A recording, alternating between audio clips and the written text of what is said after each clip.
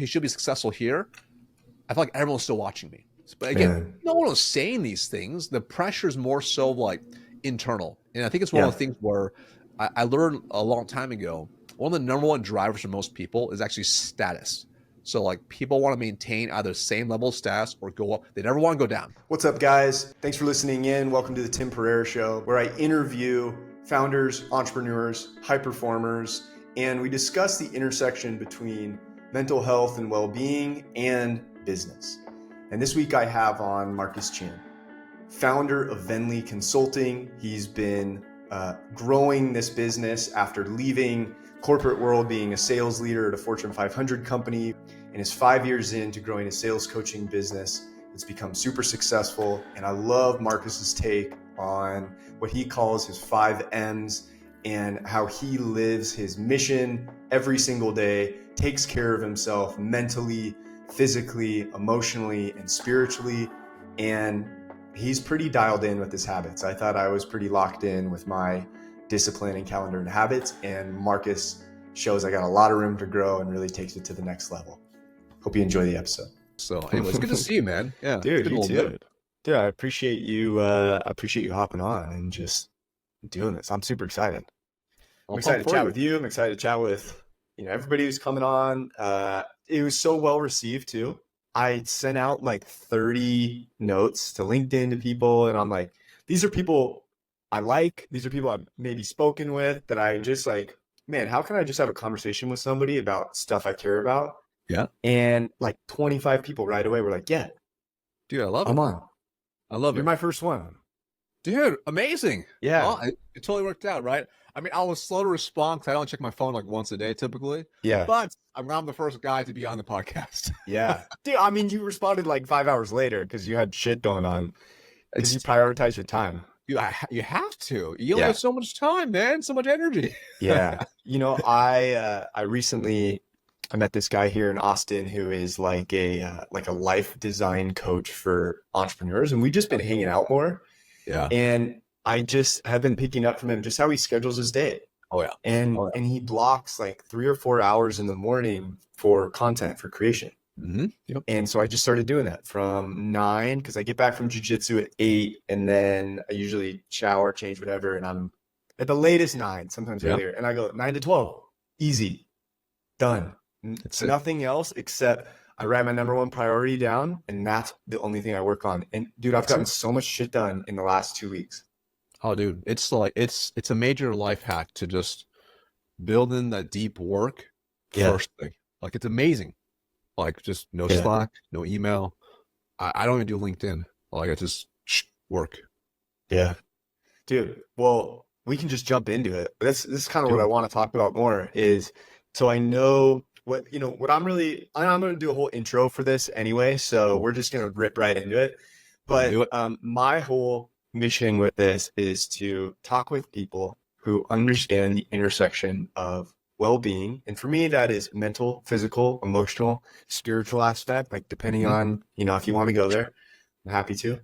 And the intersection between that and business and performance and success, and I think I just have felt like that has been such a big variable that has been missing, outside of like mindset and, like Instagram posts and like, right, cold showers, which I love, but it's like, work on your mind. And it's like, okay, well, let's talk about it. Let's dive in. So super, super pumped to talk to you. I know you've been working Venli for you're coming up on 5 years, right? That's right. 5 years, man. And why?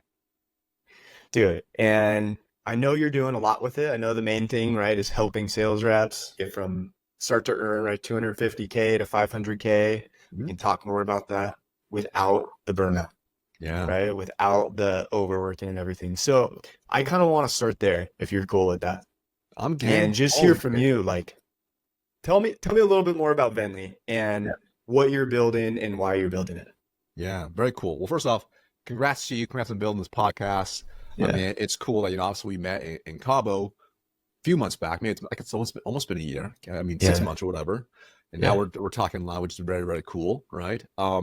So I'll say, even with what I do at Venli now, so at Venli, it's very simple. So I work directly with salespeople and sales teams, helping their teams absolutely crush it, max out their comp, make as much money as possible, but Mm, do it in a way that feels authentic and congruent with themselves without burning out.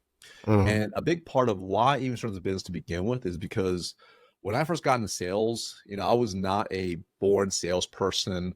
I was not particularly gifted at sales, and I almost got fired early on. I really wasn't that good. And, yeah. early on, eventually I kind of figured out how to be successful in sales. And that was cool and had success with that too. But one of the biggest things I realized is, when you just work hard at your job, which I grew up working really hard, I thought that's all you need for sales. When you work hard at your job by itself, you make a living. But when you learn how to work hard on yourself, you truly make a fortune. Right? That's a modified Jim Rohn quote. And that's something that I really internalized early on. And it's really evolved on how I operate in life, from sales to life, to manage all the buckets. I call them buckets, right? The emotional, physical, mental, spiritual buckets, to managing Yeah. all the buckets. So you can just show up, be congruent as a human being, and be the best version of you. And I saw that in my own career. I didn't know what I was doing at the time, but because I was obsessed with personal development and growth, I started to do all these things that just helped me become a better version of myself. And as a Mm, side effect, I made more money. I had better results. I was happier. I had better relationships. Everything just got better over time. And as I got into leadership roles, I started realizing that not a lot of people thought this way, especially in sales. yeah. So that's what it was. Everyone's just used to grinding and working hard, and really hustling. And yes, you do have to work hard to a certain extent, but most people work hard the wrong things. So when I started leading teams, I started to guide and teach them not just sales practices and strategies, but how to actually show up better as a human across the board. How do you have better habits? How do you have better self-discipline and control? And they start getting better results. So as those teams got better and better over time, I didn't really think much about, like, this is how this is supposed to be. And it was probably almost a decade into my B2B career. And at this time, I was 30 years old, and I was running a sales org of 85 employees. And everyone's like, how did you do this? How did you Uh, have success in corporate? How are you helping all these people? And I'm like, oh, I just worked hard. I didn't really think much about it. And at that point, people were like, hey, listen, you should write a book. You should do whatever. This is before I wrote a book. But at the time, they were like, you should start a book. So I wrote actually an ebook at the time, teaching people how to get promoted. And what was really interesting was I started to sell this and started building these other side hustles. I started to realize, from the feedback I got from the audience, from people that are buying these things, was that they never thought about it this way. mm, Again, they were just grinding and working really hard. So it eventually got to the point where eventually, made that transition from a side hustle to a main hustle, where I made it my mission to help salespeople to achieve the success I was able to achieve, but also be able to do it in a way that feels good to them. So that's yeah. where now my business has been running for almost 5 years now. And I feel incredibly blessed that I've been able to do that, but also on top of that, create a business where I don't want to call it a lifestyle business, but I have far more control of my schedule than I ever had before, because the way I Yeah. designed it is intentionally because of how I want to show up for myself. And I'm hoping it's also a reflection of how I do my life. So when I work with salespeople and teams, I can help them create the same thing in their own lives, in their own versions. Yeah. And I mean, so many things that we'll kind of dive into a little bit. What was there change for you? Was there a moment when you kind of had the realization? Because just hearing you talk about it, something I see all the time. People are so focused on external things, or their Yeah. script, right? Or their manager, or their territory, or everything else, and are almost afraid to turn inward and really invest Yeah. in themselves, whether it's time, energy, or money. Yeah. And so for you to kind of go down that path early, what was it? Was it just kind of a natural feeling you had to explore that, just had an interest in that? Or did you maybe have a mentor? Like, what was it that sent you down that road? I think sometimes in the moment when something happens, we never realize the impact it has in that moment. And in the moment, things may suck or be terrible, but later has a better or greater effect. So for me early on, it was starting my B2B sales career, completely struggling and just being the worst. Not real. I was never used to being the worst, right? I've always done decent other past jobs, and they're most of them just internships, etc. I always did well though, because I can work really hard. I'm like, I have a good work ethic. So I come Yeah. into a role and really struggle, and like and have like, get pressure from the top, you get pressure to get fired, etc. That was like a wake up call for me. And I remember as part of that journey, trying to figure out how to become better at sales. I remember this was 2007, by the way. So, there wasn't like sales influencers, there wasn't really like, YouTube was not the same level, LinkedIn was not the same level. So the resources available for people in my role were very limited outside of books. So I remember going to the library and literally getting dozens of books literally every week and reading them like voraciously, tons of sales books. And they were kind of helped to some extent, but they're all really old school. I mean, just like written like decades ago, very transactional, not really made for modern selling, especially at the time. And what was really interesting was there was one book that I think got misplaced in the sales section. And it was a Tony Robbins book, Awaken the Giant Within. And, I was like, oh, and in the past, I'd always been like, personal development, Tony Robbins, that really weird, goofy, tall guy. Like, this is dumb. Yeah. But I remember picking it up. And I remember reading just like, I think it was like the whatever the intro is called, right? Like the not the epilogue, the prelogue, whatever the intro is. And he talks about his story. And I'm like, it like hooked me in. And I'm like, let me just take us back and read this. And I remember going through it and reading that book. And there was just a lot of just like little mini ahas, but I realized, I had a mindset issue, right? I know people overdo the mindset thing, but I had a mindset issue. And I didn't really realize that until I was reading the book. And I remember one of the moments that really stuck with me was a phrasing he said, which he said, if you don't like the answer, ask a better question. If you don't like the answer, ask a better question. And I realized at that moment, every time something happened to me that was undesirable, I would start to ask myself bad questions. So for instance, if I had a rough cold call, they hang up on me, I hang the phone up like, oh, why are the person such a jerk? Why they hang up on me? Why are they so mean? Why are they having such a bad day? Why is my job so hard? And just like an ant or automatic negative thought, once one of those came in, it would come with a series of other ones. Suddenly it's like, why is he calling me bad? Why is your boss such a jerk? Why doesn't he train you? Why do people have better territory? Why do people get inbound leads? You don't get any inbound leads. Like, why is this so hard? Like, why aren't you more skilled? And it would just kind of beat myself down. And the learning from that was the moment of realizing, how can I ask myself a better question? So for instance, same situation, bad cold call. Now it's like, what can I learn from this? What can I do differently? What can I control? How can I show better? What can I do now to minimize it happening in the future? So questions like that started to prompt me to think more positively. And that was the beginning of the journey, by the way. So that was like the first piece where I didn't make the connection at the time. I'm like, okay. Interesting. I'm on to something here. It's like literally no joke, Tim. Like I literally had like these prompt questions. What can I learn from this? And this kind of prompt questions taped to the inside of my visor, to my desk, and basically places a trigger myself every time I started getting into that negative, like, spiral to bring myself back in. And that was like the very intro into like learning how I can become a better version of me. Because now when you start to learn to think that way, it's like, that actually was helpful. What else can I do to get better? How else can I start shifting my results? How else can I improve my discovery?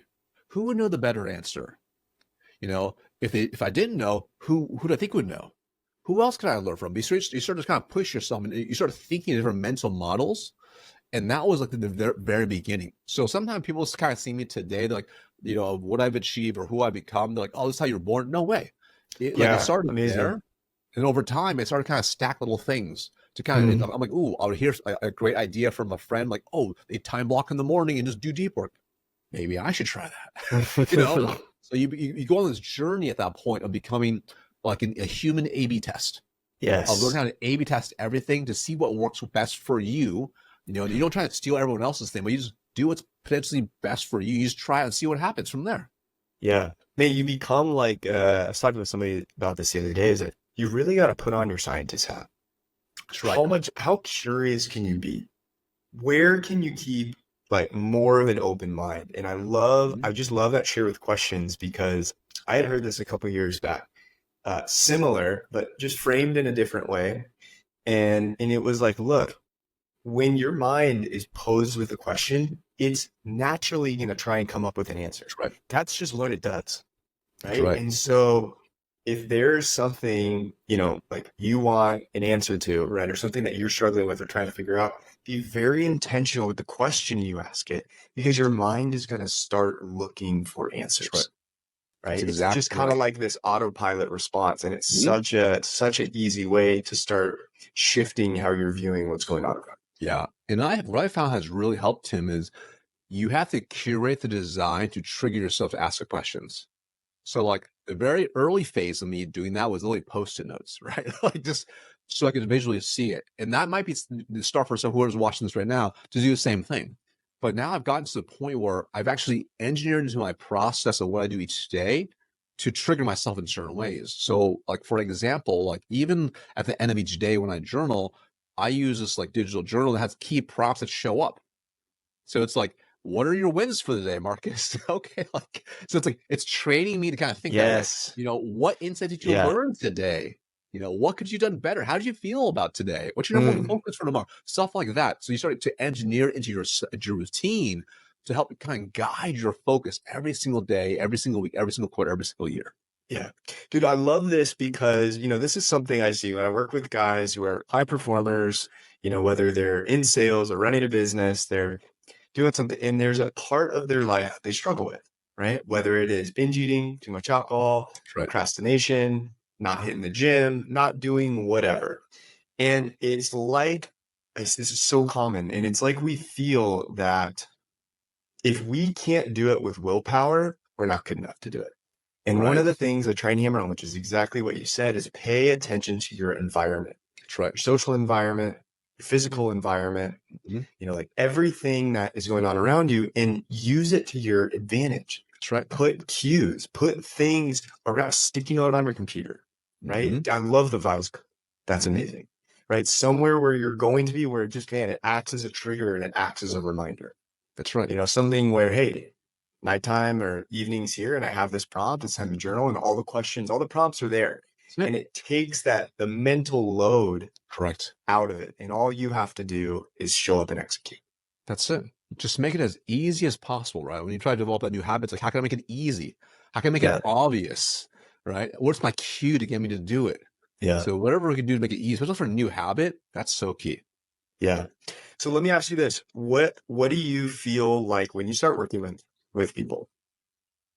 What are some of the biggest mistakes that you are seeing these aspiring, driven, often high performing, but also maybe aspiring to be high performers, salespeople? Like, what are the biggest mistakes that they're making that they probably have, like, they're overlooking, they're just not even in their, in their atmosphere right now? Well, to make it almost overly simplistic is most of them lack the proper habits. It's like the proper habits across the board for really everything in their life. So like, I'll give you a really, really simple example. So like, Yeah. typically when I'm coaching salespeople, I kind of phase in like three kind of core components of skills, kind of teach them, right? And the first phase is actually mindset and habits, because most of the time they don't have the right mindset and habits, which is really the foundation of everything else. So like, I can't really teach them how to prospect effectively if they have bad habits. So even if they know the best script in the world, the best whatever, if they can't show up every day to do it, they're not going to do it, Yeah. And then, of course, there's prospecting, and then there's extra sales skills. So I'll say number one, it is going to be developing the right habits consistently that actually serve them with intentional design. And for each person is always different things, right? So like, for example, sometimes I find, if I take a look at even Salesforce's most recent sales report, the typical salesperson only spends 30% of their week selling. If you think about it, that's pretty crazy. Yeah. Your livelihood based off selling, only 30% on average is actually done selling. The rest of the time is being wasted on useless meetings, admin, social media, getting distracted, et cetera, at 70%. So even if we can get that cut in half, that 70% in half, you're going to be far better as a result. So I'll give you a really simple example. I was, one of my program, he sent me a message today. He's struggling because each day he's not sure where his focus needs to be. And one of the principles that I teach is plan tomorrow today. Let's plan tomorrow today. So, and that principle is very simple, which is as simple as developing the habit, which you have a trigger. So it's like building your counter, let's say end of the day, 4:30, 5 o'clock, whatever time they're going to wrap their day up. All you do is you take a look at your next day. Where's the white space in your calendar? You look at your biggest blocks or your biggest levers, ideally based off a tool I teach them how to use called a 12-week year, which you plan on your biggest rocks. You take a look at the biggest high priority rocks, and now you put that into your calendar the next day instead. So instead of just now looking at Slack, instead of looking at your email, looking at your CRM, trying to pick random, like, oh, I think I should probably do this. Instead, you look at the highest leveraged things that will give you pay that greatest dividend, and you put it into your calendar first, and you block it completely out. So you want to remove any decision making. So you're just planning tomorrow, today. So you by the act of simply eating that habit, now when he wakes up, he doesn't need to think. He's like, cool, on my calendar, as falls on my calendar, I simply execute it and make it happen. So I would say developing the right habit. This is one example, one habit, but there's many other habits that you have to develop as well. But even just that simple act of planning ahead saves you so much time, because now the next day you're not wasting time trying to decide, grabbing your phone, getting sucked into Slack or something that's going to basically waste your time.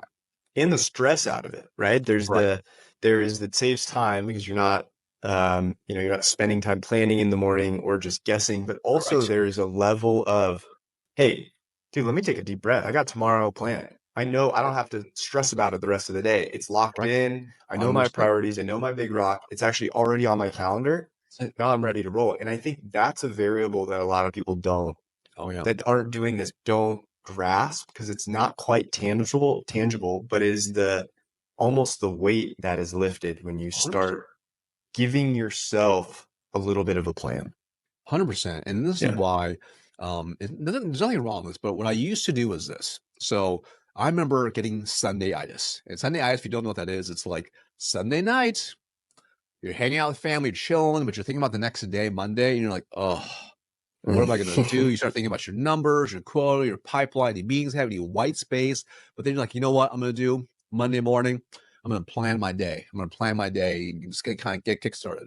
Now, I used to do that, and I would still feel stressed, even just knowing I was going to try to plan it Monday. What I started doing was that plan tomorrow, today, I did that Friday for plan for Monday. So literally Friday night, one of the last things I do is just plan my Monday, fill it all out, fill the whole week if I need to, pre-plan my biggest rocks for the following week. So now I have a good plan. So now when Monday starts, I want to have a good kickoff to the race. I don't want to try to start my race kind of warming up. I'm ready to go Monday because I already know my biggest plan is for the week, and Monday's going to go off really strong. So I actually used to call Monday Money Mondays, because I would tee it up with having just a bunch of money appointments and like great things I was going to do. So I could start really strong, because I knew on top of that, if I could have some wins under my belt Monday morning, that momentum would carry me through the rest of the week.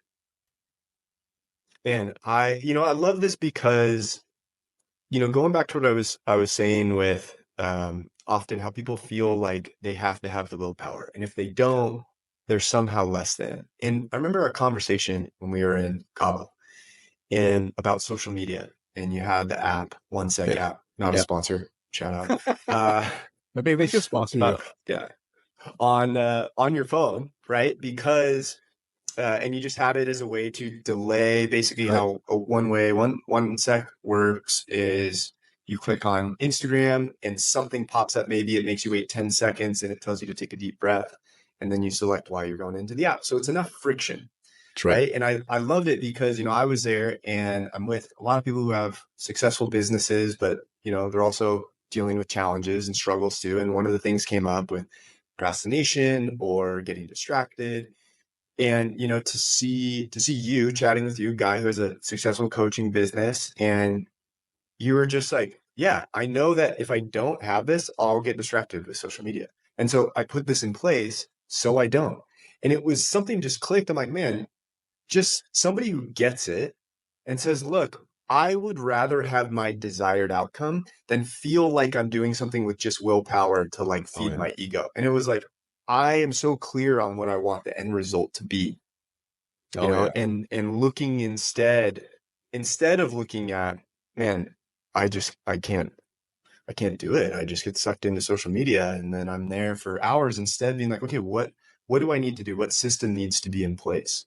What's a Mhm. tool I could leverage, right? Asking the right question. You're 100% And so I right. see the same with the planning out the week. Yeah, yeah. So I think about it this way. It's like the habits I want to create, how can I make them easier, more attractive to do?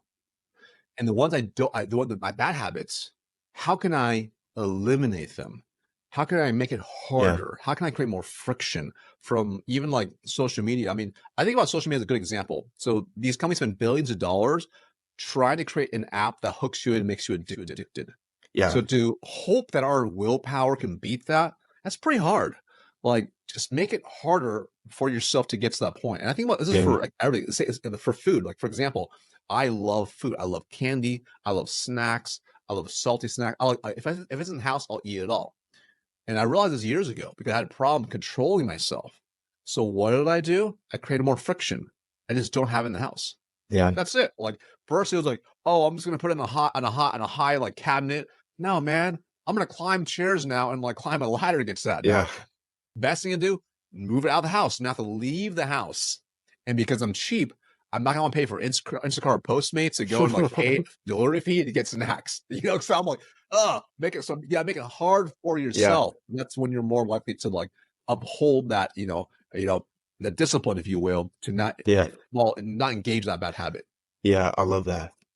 On the topic of habits and the impact that it has, what has been like one of your favorite client success stories, wins, when it comes to simple changes, them just keeping an open mind, executing and seeing results? So I would say, well, and what's interesting is like when I think about like sales, it requires developing a lot of key habits, like a lot of discipline, to just like doing things that are just basically hard. If you Yeah. learn a new strategy, being disciplined to do it consistently, right? But we have this guy in this program. His name is Mike. He's actually been in the program for a couple of different years now. And what's really cool about him is he's actually an older sales guy. So he's been in sales since, I don't know, 20, 30 years. So he's in his 50s. He's in Yeah. his 50s. And, and it's interesting because, it's not to say we don't have people that are in their 50s in our sales program, but most of them are like that 25 to 45 range where they're investing in their career. And Mike is older than that. And kind of been just doing his thing, doing his thing for a long time. You grew up in the world of like you grind really hard, you work a ton of hours, different generation, right? So there's a lot of Yeah. value like hard work. And being able to um shift his mind space of not focusing on efficiency, but focusing on effectiveness, right? Being far more effective versus trying to do more things. It was interesting to kind of see his transformation. So, like, Mm, I think the first piece was like, because he's even more effective in the sales process. I remember when he sent me a message about 30 days in, he closed a like 400K deal in a one call close. And he had never done that before, ever. It's always been multi call close. And he did it on literally first meeting. yeah. And it blew his mind because he's learned how to be more effective. And that's kind of the first, like, whoa, that was the first piece. And then as he Wow. starts to improve how he shows up every single day, he actually starts to not only get better results, but do it in less hours.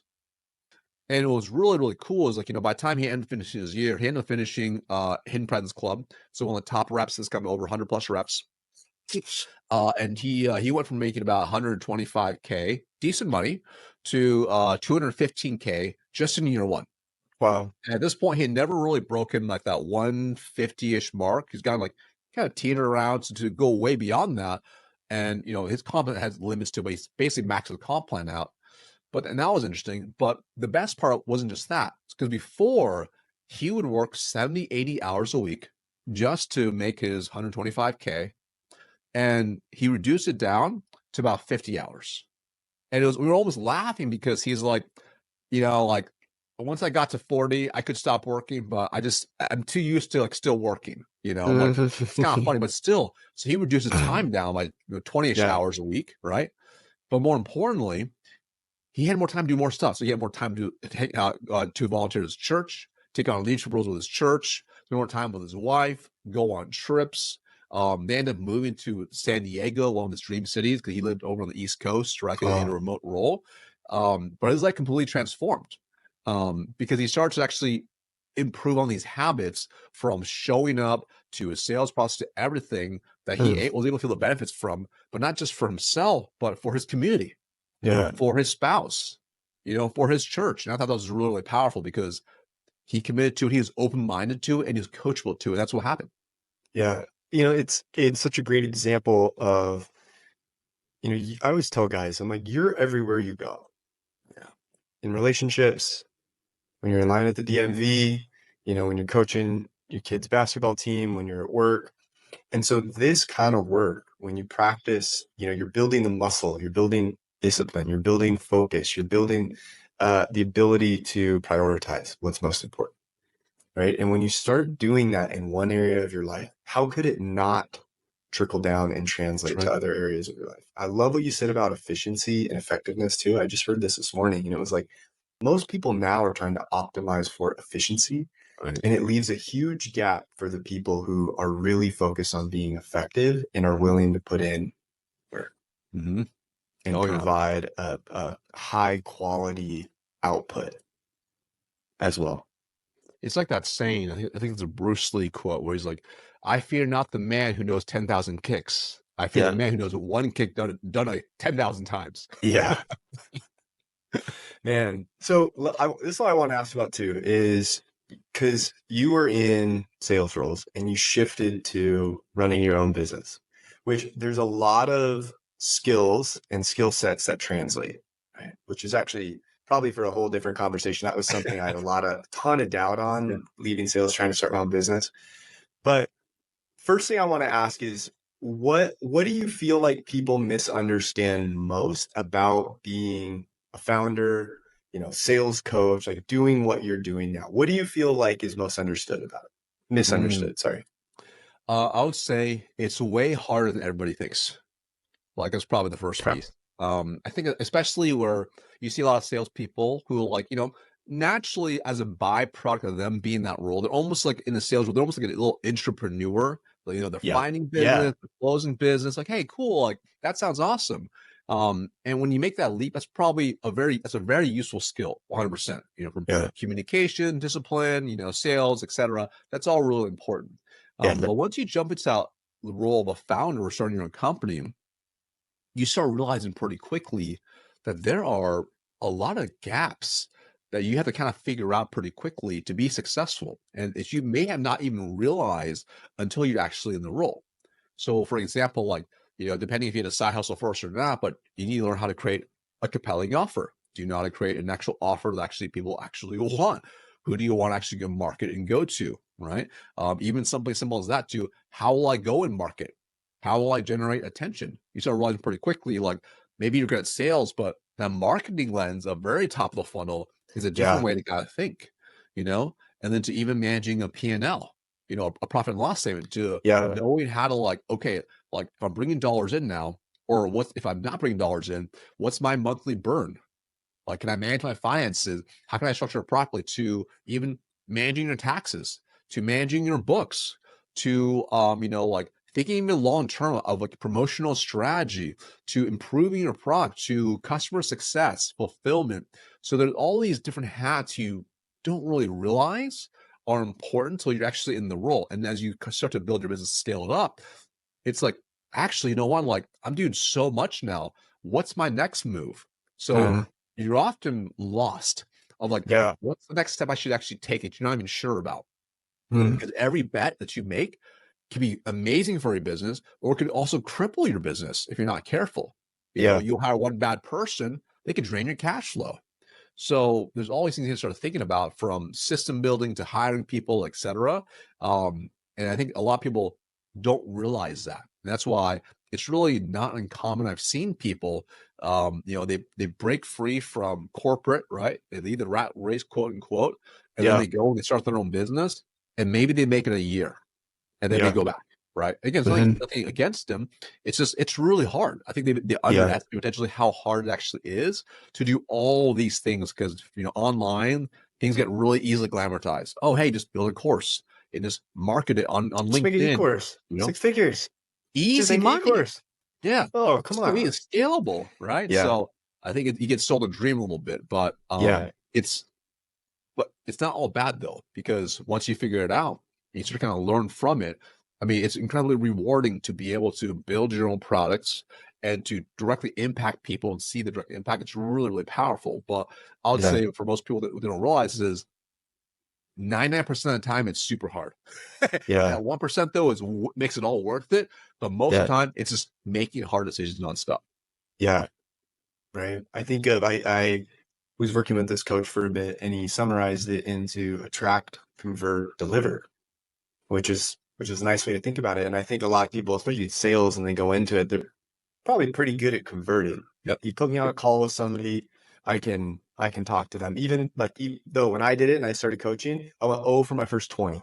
Right. So it was still pretty fucking hard to figure that Selling out. your own products is kind of hard, actually. I think it's actually Yeah. harder versus selling Yeah. someone else's product, especially like when you're starting out. Yeah. And if you're getting base, if Sure. you're still getting paid either way, there's Totally. really not a lot of pressure. You don't have that profit breath, you know? That commission staying. Yeah. Yeah, Right. exactly.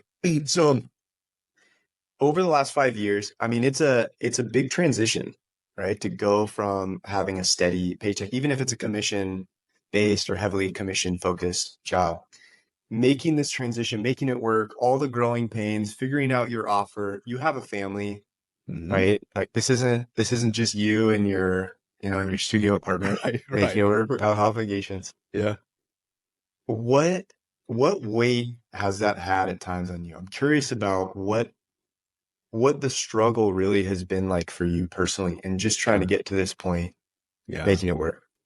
So what's interesting is, and I might be in a little bit of a unique situation, right? So like, Yeah. I feel really blessed. I was in my corporate career for 13 years in that B2B sales role, lead to the point of leading big teams. I Yeah. made a lot of money. I was pretty successful, got a lot of equity, and I put myself in a financial situation where literally for a couple of decades, I didn't need to work, if I didn't want to work, I wouldn't have to work. I could make Yeah. $0 and be totally fine with the monthly burn that we're currently doing, plus inflation, plus everything else. So really fortunate to have positioned myself to have removed some of that financial stress. That was the first piece, right? Yeah. A lot of it has to do with because I grew up very frugal and I'm pretty smart with my money. So even though I was making no money, I was really smart with my money and have been really intentional across the board. So those are good habits all across the board. So when I started my business, I wanted to remove that. So when I dove into it, that pressure I didn't have to really worry about. I basically gave myself like a 1 year time frame. I'm like, I'm gonna give myself 1 year to figure this out. If I can do it, great. The absolute worst case scenario, I basically go back. All right. Now, what's interesting was the struggle I ran into was really ego based, to be quite frank. Like, so I went from having at that point 110-person org, having assistants, people doing stuff for me, being very well known, a Fortune 500 company, where even to this day, I'm still in the training videos. Everybody knew me. I'm at every President's Club. All the execs know me. They're flying me around in corporate jets. I'm wearing fancy clothes. I'm wearing nice watches. It looks like I made it, right? Yeah. You feel like you feel important. You feel powerful. You have influence. And, I did at that time. So suddenly overnight, it's gone. I say no to all of that, walk away. And here I am, just a lonely dude in his home office. And it's a very weird feeling. Yeah. It's just like, it was just like very strange. And the first couple of weeks, I didn't really think much about it. Right. I just was like, I'm gonna grind. I'm gonna build my business up. I'm gonna make it work. It's gonna be absolutely awesome. This is my dream. And, I went super hard into it. But I remember like 2 weeks went by, and I remember, my wife was like, "Hey," so she hadn't really asked like, "How's it going?" Because it's new. She's a little bit worried, like how she doesn't know how I'm gonna feel. So like, "Hey, how's everything going?" I'm like, "Amazing. It's great. It's fantastic." I just tell her every positive, positive word I can say, and she's like, "Great. What have you been up to?" And I'm like, "Huh." I actually have no idea. And I realized in the last 2 weeks, even though I was working like 80 plus hours a week, I had no idea what I'd been doing. Wow. And I realized, I'm like, crap, like, what did I do before? So I knew what I was doing. I'm like, I guess I don't have a calendar anymore. I don't have a plan. I don't have a structure. I didn't have all those things I kind of had to kind of naturally create process for myself in corporate was all Yeah. gone. So I started kind of building that for myself. And this, again, at this point, didn't quite hit me quite yet. But I'm starting to kind of build things from scratch and build it up. I'm posting on LinkedIn for the first time consistently, right? I'm starting to build up a small, not small but nominal audience, but didn't like, but I still have the pressure of like Yeah. being successful, and the pressure wasn't necessarily, um, from anybody but me. Yeah. It was more so like, here I was. What did I do? What did I walk away from? Yeah. I used to I used to be someone, I thought, like it sounds egotistical, but I was somebody Yeah. back I then. feel you. And I was like, but now I'm nobody. Nobody knows me on LinkedIn. Nobody knows what I'm doing. They don't care about my background. They don't care about my results. I'm just another random dude writing posts on LinkedIn right now. So that Yeah. was like kind of hard, right? I was like trying to figure out how it was. But on top of that, I felt like, not that no one said anything to me, but I felt like everybody was watching me from my prior company. Like, I would go like, people that viewed your Yeah. profile, I see all these past people like checking out my profile, see when I was up to. I'm like, oh my God, they are watching me and judging me, right? Waiting for me to fail. Yeah. Like, it was just like this. So, and this kind of kept building up. Mm. And I remember like I started to build a little momentum in my business. And at the time, this is 2019, I used to have a course only business where it's only B2B sales courses. So, and this is probably, I left September 19, 2019. And by November, I figured out my strategy of generating leads and like making sales consistently, which was I would run a live webinar every 2 weeks. Spend 2 weeks promoting it, get people onto the live webinar, teach something really useful, make a pitch at the end, collect a bunch of cash, and basically sell a course. And I was like consistently doing that. But then by the time it was like December, I was getting burnt out. It felt like I was just running this treadmill of like, it's kind of like if you run a cohort model, it's always like a race to like get people filled up. Yeah. Dude, Fill that was up. something we talked about in Mexico. I was getting burnt out with that same thing. Right. So I felt exhausted Yeah. by that, right? So I was really, Yeah. at this point, I've been running the business by December, like 4 months, and I was really second guessing myself.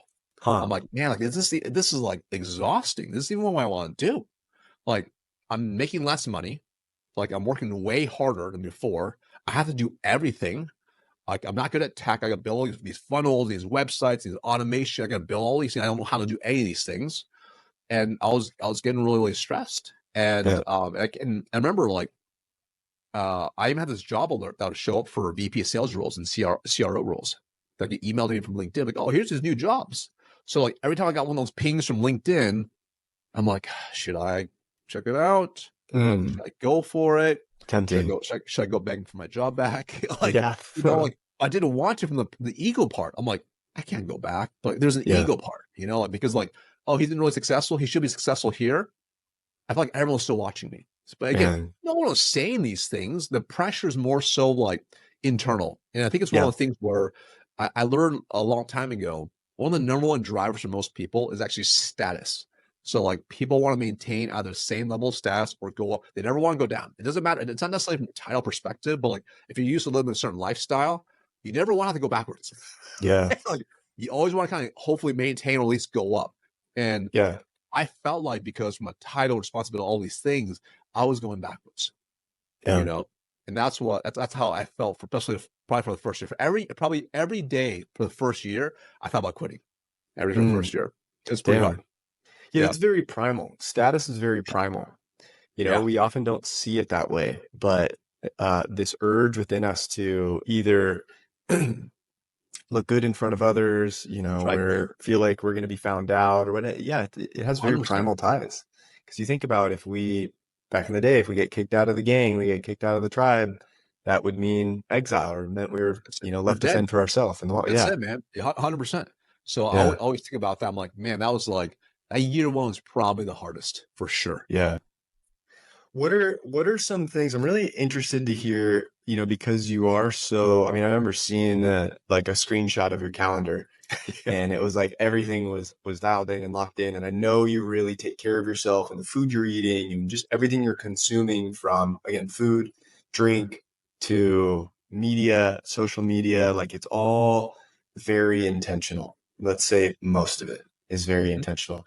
what does your personal practice look like? And when I refer to practice, it is like, what are you doing intentionally to cultivate the best state, the best Marcus every single day? Like, what comes to mind for you when you think of that? So I think the first piece is, I have a very simple model I live by. I call it the M5. Okay.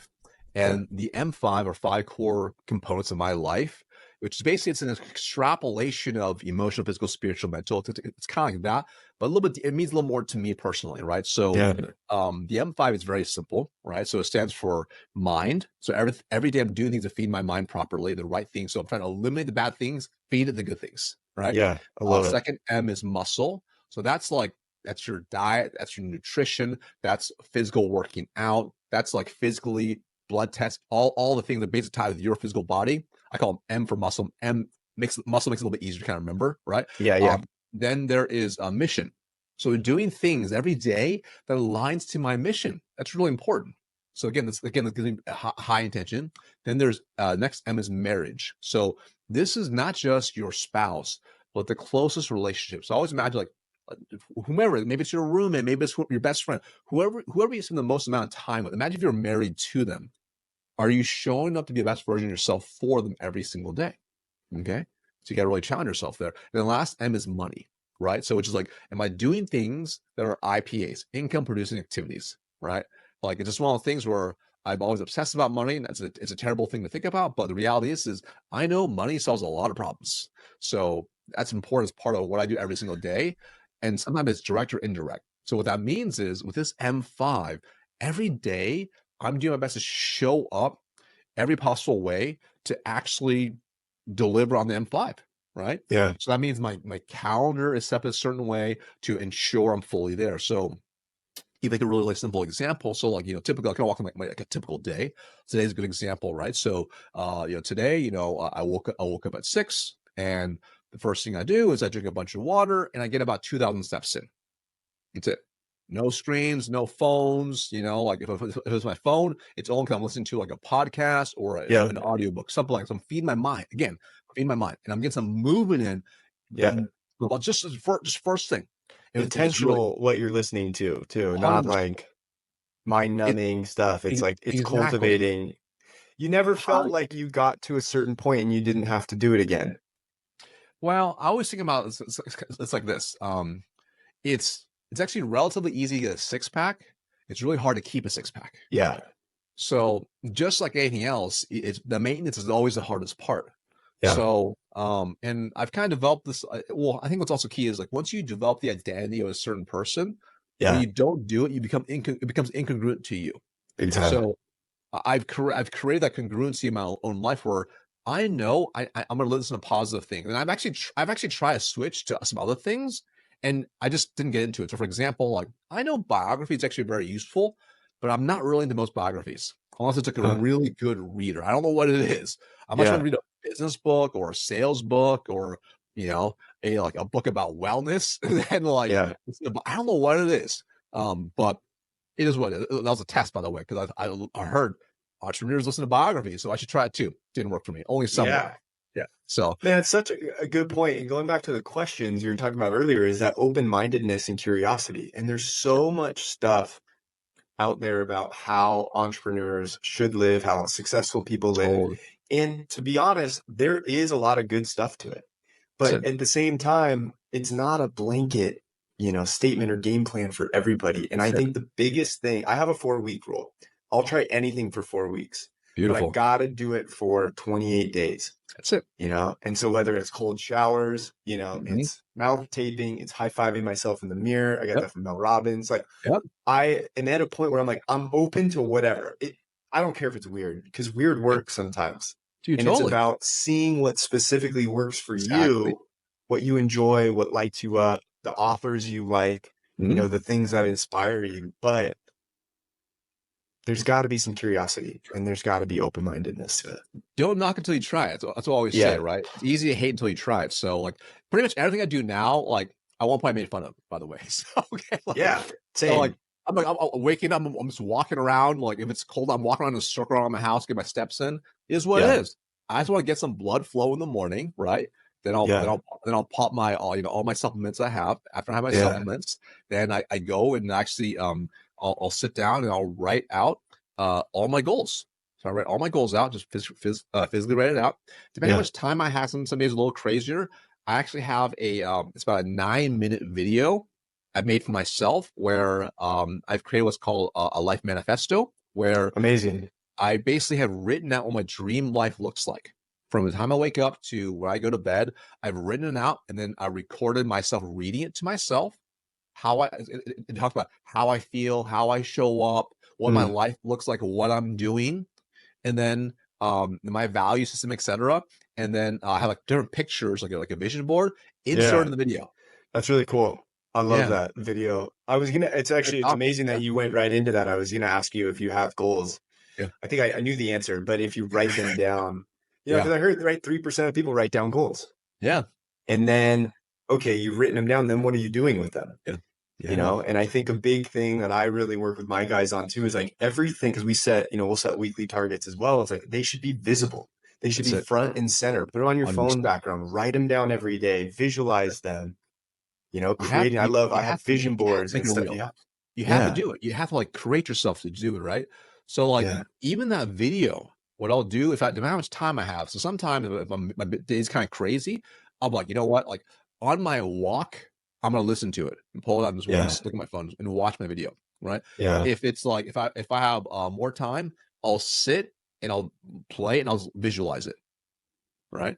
And then I'll write my goals out after. So once I do that, I read a very small amount. So basically, like I'll read the daily Stoic by Ryan Holiday. I'll just read the day's daily Stoic, right? And you get me kind of thinking a little bit, and then I go into deep work. So for example, like today, like I actually had to create some YouTube content, right? So for first couple hours, I basically was creating content. Once I and I time block everything. It's all time blocked. So I use like a physical timer. So it kind of looks like this. A little physical timer like this, right? Do that, and then once that was done, I knew I had a 30-minute block where I'm checking out some clients. So that was like my time to kind of check out some clients before I had a large coaching call at 9 o'clock. So then I ran the coaching call for an hour and a half, right? Once that was done, then I went and actually had a call. This was going to happen right after the buddy, but that got rescheduled to tomorrow. So that had an open block. So all I did was immediately I moved my smoothie break to that block. Had my smoothie really quick, right? Had my smoothie, and then I did some prep work, and I had another meeting for this partnership I'm working out. So I did some prep work for a partnership. Then I ran the partnership call. That went great. That was right before this. Yeah. And then now we're doing this, right? And then and by the way, if you take a step back, these meetings I'm having fill my bucket. Right. So it makes me feel really good. I'm coaching people on one of the calls. I'm impacting other people. Yeah. Right. So I get a lot of energy out of that. Right. Then I had the partnership call where I'm building on a partnership that's going to help my business long-term wise. It won't have any immediate gain, but long-term wise, it's going to really serve me. Right.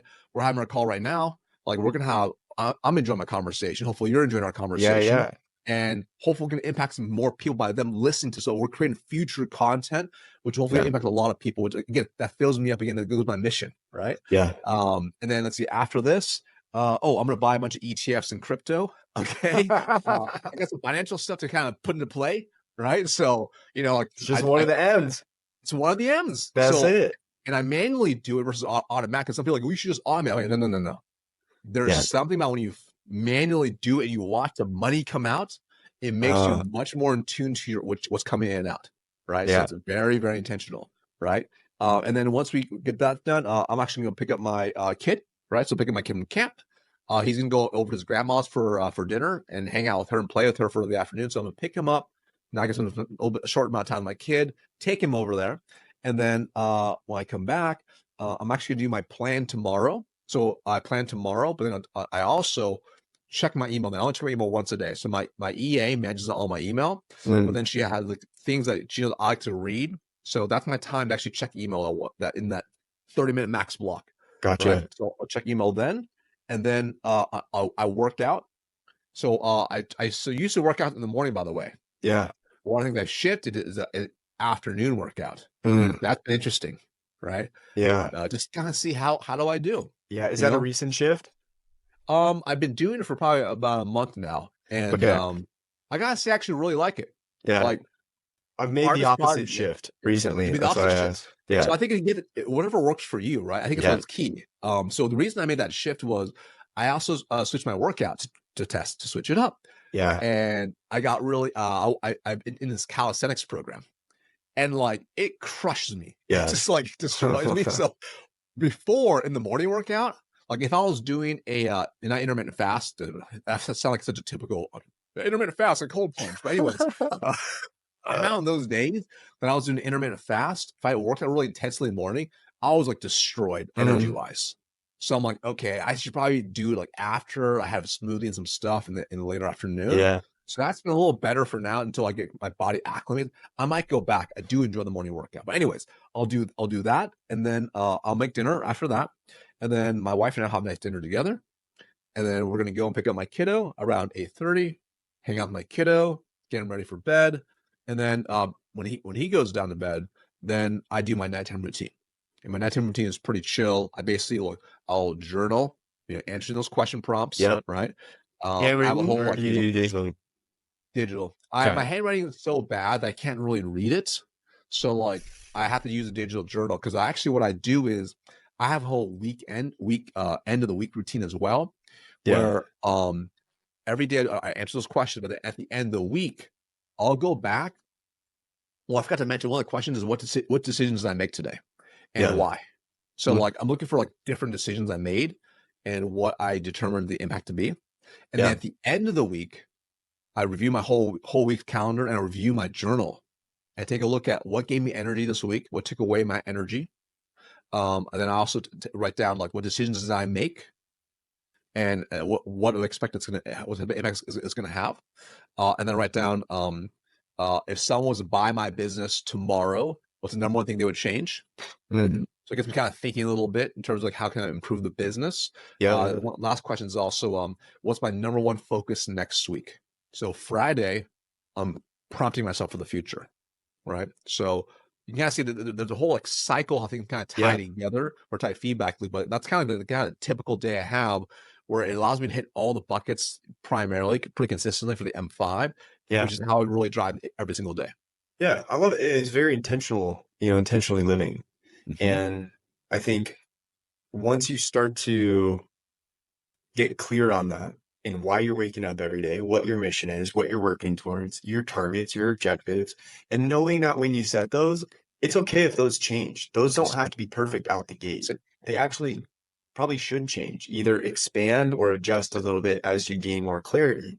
And then having a system for just simple reflection, maybe a little analysis. Hey, Jocko's okay, let's reflect on it. What could I do better? And then looking ahead. Mhm. How do I want to actually show up? That's it. You can set specific targets and goals, but also like just allowing yourself to have that intention That's it. every day. And I think what's really key is like, and I think sometimes when people hear this conversation and they hear like, wow, Marcus is doing a lot, Tim is doing a lot. But I think Yeah. what's important to understand is like, I didn't start this way. Neither did you. Yeah. It started with a simple post-it note, and that's where it all started. And over Yeah. time, you start to learn and you borrow some of these principles from other people and you try them out. Just try to see how it fits. And if you Yeah. like it, keep doing it. If you don't like it, stop doing it. Right. Like before, I used to have this crazy morning routine. It was like an hour and a half long. Yeah. And, over time, I've trimmed it down. It's relatively short now, but it fits me better now, So I think each Yeah. person could go through seasons. I think someone listening to this is the key takeaway should be, hey, create ones that serve you. Don't Yeah. try to take everything that you've heard today. Pick one or two things that maybe you found to be useful. Try it on for 28 days. See how Mhm. you feel, and see how it goes. So, for example, one of the things Yeah. that I did for when I started this year was I started doing a 1 24-hour fast a week. Yeah. Why not? I just see what happens. Yeah. Just give me a water fast. Let me just see, and I realized after the first time I did it, it was purely mental. And actually, I really enjoyed it, actually. It was kind of Yeah. like, wow, like, I kind of feel like I accomplished something today, even though, I accomplished something by not doing something. Yeah. And, Amazing. that's part of my routine now. So, like, every week I do 1 24-hour fast. I Yeah. said 90 days. I usually do a 90-day block, give myself 90 days see how I do. Because I've heard some people say 30 days, some people say 90. I'm like, whatever. Yeah. Let me just take the longer one. Yeah. Did for 90. I love it. Actually really liked it. During that same journey, I also did 100 push-ups, 100 sit-ups every single day and practiced Duolingo 5 minutes a day as well for my Chinese. And that whole time, part of my 90-day challenge to myself. And out of all those things, I only kept the fasting thing, which is the thing I at least expected to keep, Yeah. But you've tried it and you have enough data to know. I think that's the biggest thing. And the last piece to add, and then we'll kind of work to wrap this up, is people really, they burn out because when they're doing action that isn't aligned to anything. Correct. And I think if you're trying to do a morning routine and you're listening to this and you're trying to be like, oh shit, I got to do everything Marcus is saying, and it's not aligned with what you want most in life, and you're so crystal clear on your dream life. I mean, you have a video that you listen to that has it clearly outlined, right? And so, of course, you're going to be able to back into morning routines, planning out your day, because the North Star is so clear. And so I think one of the mistakes that I see is if you're trying to do a morning routine or trying to take on all these actions that you see other successful people doing, and you're not doing it for the right reasons. That's right. You're not doing it because it's what you really want, that you're fired up about, that you love it, you enjoy it, and that it's actually helping you, and you get burnt out. They're not going to work. You're going to resent it. You're going to be pissed off. And so, there's some of those things like cold showers that can feel good, or cold exposure kind of coming out of it. So there's some like physical and mental boosters, I would call them, but still over the long haul, it's not going to stick. So you got to find what sticks. So 100%. I know you got a tight calendar, and I just want to wrap with a couple fun questions. We got the Olympics going on right now. I'm curious for you, if you could gold medal in one Olympic sport, what would it be? Oh, it would be 100-meter fly. Yeah. Did you swim that growing up? Well, I used to be a swimmer, so that makes it relatively easy, right? So I grew up in the Michael Phelps era, right? So that's all I'm like, it's easy. That was my jam. That was my stroke back then. So it'd be cool to be able to do it now as one of the old guys that swim. Yeah, hell yeah, that'd be amazing. That'd be cool. Yeah. All right, last one is, you're a big reader. I'm a huge reader as well. Yeah. Top book in the last 12 months for you. Okay. It's actually a relatively recent book that was gifted to me by a good buddy. It's it's by Ben Sullivan, and what is it? Dan Hardy. Dan Hardy. Is that the Dan Hardy? Mm-hmm. They write books together. Yeah. Yeah. So that's what it was. 10x is easier than 2x. Yeah. That's probably been it was just a lot of good paradigm shifts across the board. Yeah. Right. So I really enjoy that book for sure. Great book. Also recommend that one. That was one I breezed through also. And I was like, oh my gosh, so right. It immediately just shifts how you're thinking about your business, your problems, what you want. It's awesome. How can I do less, do more? So, dude, thank you so much for coming on and chatting. It was amazing. What are some ways that you can help people if they want to get in touch with you and start to create that dream life, man? Awesome. Well, first of all, thank you so much for having me on. Absolute pleasure, Tim. So if you're a salesperson or you're running a sales team that's doing double results, you can find me on LinkedIn by looking up Marcus Chen, or head to venliconsulting.com. It was my absolute pleasure to be here.